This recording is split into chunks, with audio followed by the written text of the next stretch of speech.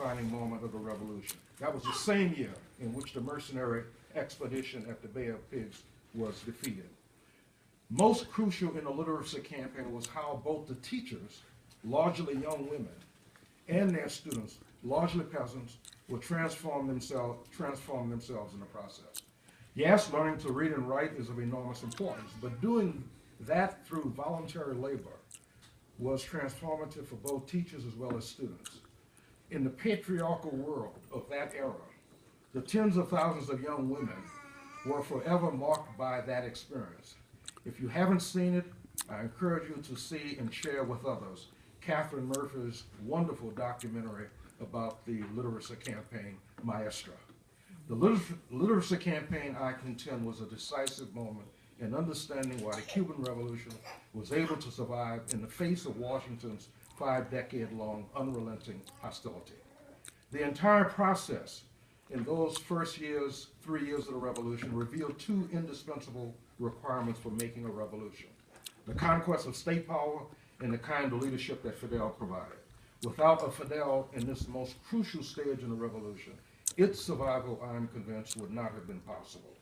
The Arab Spring illustrates tragically what happens when a revolutionary movement lacks the kind of leadership Fidel provided.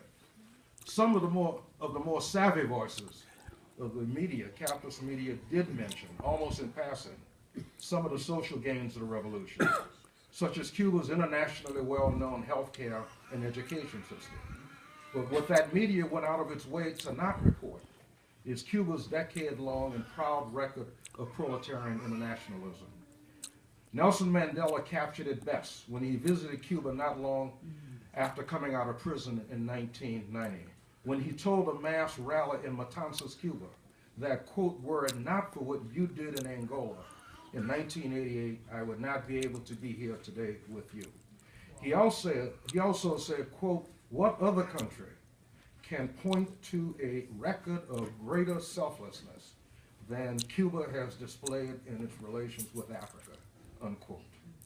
When the last continuous returned from Angola in 1991, Raul was most prophetic.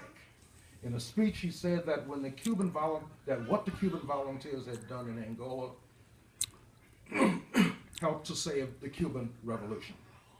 The selflessness that Cubans displayed in Angola made it possible for the revolution to survive its greatest crisis, the collapse of the Soviet Union and the Eastern Bloc, and what the Cubans called the Special Period.